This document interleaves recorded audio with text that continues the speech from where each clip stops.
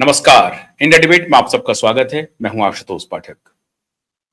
NEET पर जो भी सड़कों पर आप देख रहे हैं आंदोलन और सरकार की जो जुगाली चल रही है, दोनों सड़क पर तो आंदोलन होने ही चाहिए। ये और बात है कि पॉलिटिकल पार्टी ने उसे हाईजैक किया है, लेकिन ये भी सच है कि अपोजिशन में जो पार्टी है उनको इस तरह के मुद्दे को सड़क पर ले ही जाना चाहिए। कोई बुरी बात नहीं है और मैं समझता हूं कि आंदोलन होना ही चाहिए। अब इसमें एक कहानी कही जाएगी कि जेन जी को भड़काया जा रहा है, नेपाल की तर्ज पर लोगों को सड़कों पर उतारा जा रहा है। ये जो जुगाली है सरकार की, ये ठीक नहीं है। हर बात को जेन जी और नेपाल और विदेशी, ये सब कहने से बात नहीं बनेगी। क्यों नहीं बनेगी? आपके ऊपर सवाल होंगे। और अभी तक मैं हैरान हूं कि अभी तक शिक्षा मंत्री ने कुछ कुछ भी नहीं कहा है। चुप है, अब ये होगा वो होगा, बतौलेबाजी चल रही है। और जिसको जिम्मेदारी लेनी चाहिए वो जिम्मेदारी नहीं ले रहा है। पिछली बार भी सीबीआई को सौंपी गई थी जांच, कहां है वो रिपोर्ट? कुछ गिरफ्तारियां हुई, बिहार में पटना से गिरफ्तारी हुई थी, वो छूट गया। वो तो वो किसी और केस में दोबारा जेल में है, लेकिन सीबीआई ने कुछ नहीं किया। तो सीबीआई को जो इंक्वायरी दी गई है वो ढाक के तीन पात होंगे और इस सीबीआई पर किसी को भरोसा रखनी नहीं चाहिए। उस तरह से, जिस तरह से सीबीआई की कार्यशैली रही है पिछले दिनों में, वो अपनी साख धीरे धीरे खोता जा रहा है। कौन भरोसा करेगा सीबीआई पर? और सरकार कह रही है कि हम किसी को बख्शेंगे नहीं। कब तक नहीं बख्शेंगे? सवाल है, 22 लाख स्टूडेंट के भविष्य के साथ आप खिलवाड़ कर रहे हैं। उनका क्या, जिन्होंने मेहनत करके एग्जाम दिया और वो संभवतः उत्तीर्ण हो जाते, वो कैंसिल हो गया, तो उनकी जिंदगी कैंसिल हो गई, उनकी जिंदगी पटरी पर से उतर गई। और जो बच्चे 2 बार 3 बार, जिनका थर्ड अटेम्प्ट है या सेकंड अटेम्प्ट है, उनका क्या? उनके लिए हो सकता है कि बहुत ही इत्तफाकन अच्छे एग्जाम गए हों, उनके द्वारा दिया गया एग्जाम अच्छा रहा हो, उनके भविष्य क्या क्या होगा? अब 134 प्रश्न लीक हुए या 135, ये मैटर करता है क्या?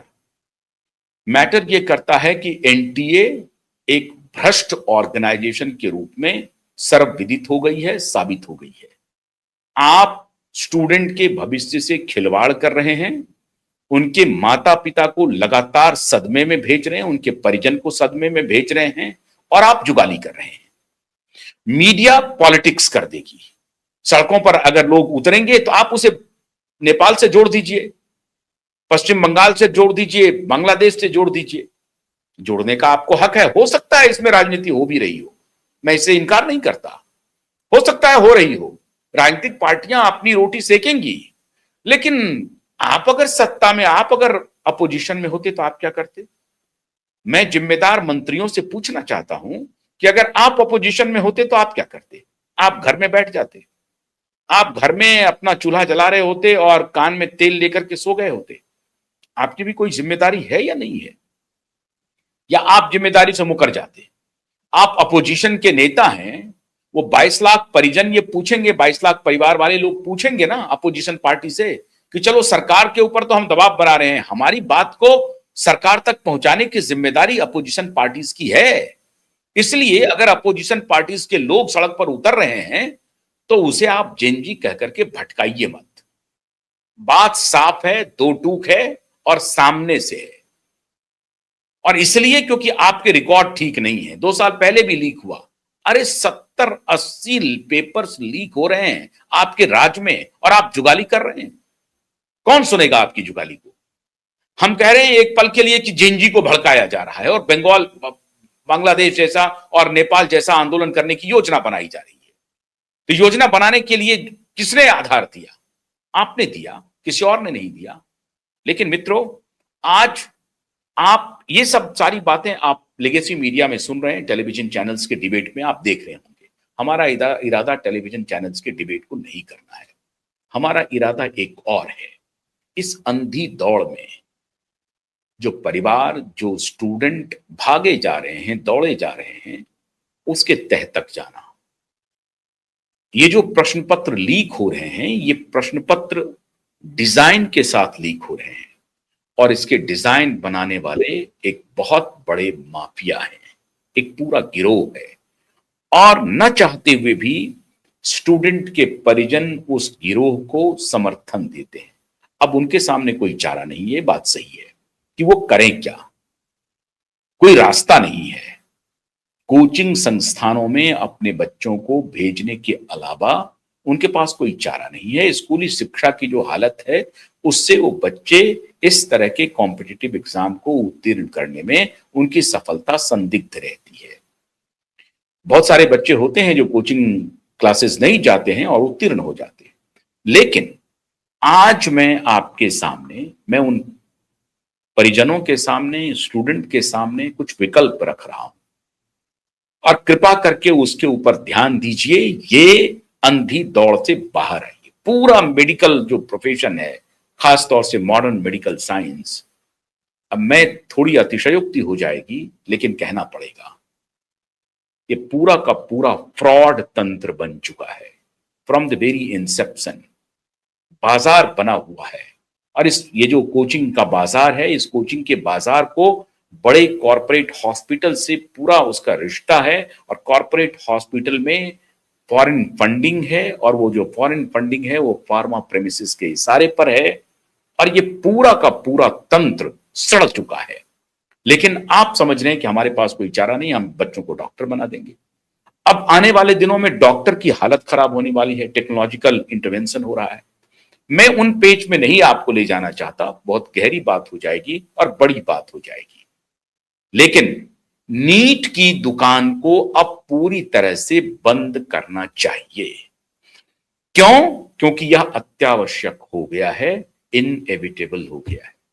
अब क्यों, कैसे होना चाहिए, इसका विकल्प क्या? अगर नीट बंद होता है तो फिर इसका विकल्प क्या है? क्या बच्चे डॉक्टरी की पढ़ाई छोड़ दें? क्या मेडिकल प्रोफेशन में जाना छोड़ दें? ऐसा हो सकता है क्या? जिनके डिजायर है डॉक्टर बनना, वो अपने डिजायर से समझौता कर लें? अब इन्हीं सारे मुद्दों पर आज हमारे पास बहुत बड़ा पैनल ज्वाइन कर रहा है। यूनिवर्सल हेल्थ ऑर्गेनाइजेशन के चेयरमैन डॉक्टर अमिताभ बैनर्जी, बहुत बहुत स्वागत है। यूएचओ के दूसरे मेंबर डॉक्टर माया बलेचा, डॉक्टर अरविंद कुशवाहा, ये सारे डॉक्टर हमारे साथ जुड़ चुके हैं। डॉक्टर बैनर्जी और डॉक्टर कुशवाहा, डॉक्टर माया, आप में से जो शुरुआत करना चाहते हैं, क्योंकि ये जो लेगेसी मीडिया में जो भीड़ चल रही है, आंदोलन, सरकार ने जिम्मेदारी ले ली, इस्तीफा देना है, कोई बख्शेंगे नहीं किसी को, हम कड़ी कार्रवाई करेंगे, 2024 में भी किया, कुछ नहीं हुआ, ढाक के 3 बात हुई। मेरा कहना है कि समस्या की जड़ में क्यों ना जाया जाए। डॉक्टर कुशवाहा, क्या नीट को बंद किया जा सकता है? और अगर बंद किया जा सकता है तो इसका ऑल्टरनेट क्या है, जिससे कि बच्चों के ऊपर असर ना हो और बच्चे की जो इच्छा है डॉक्टर बनने की वो पूरी हो जाए?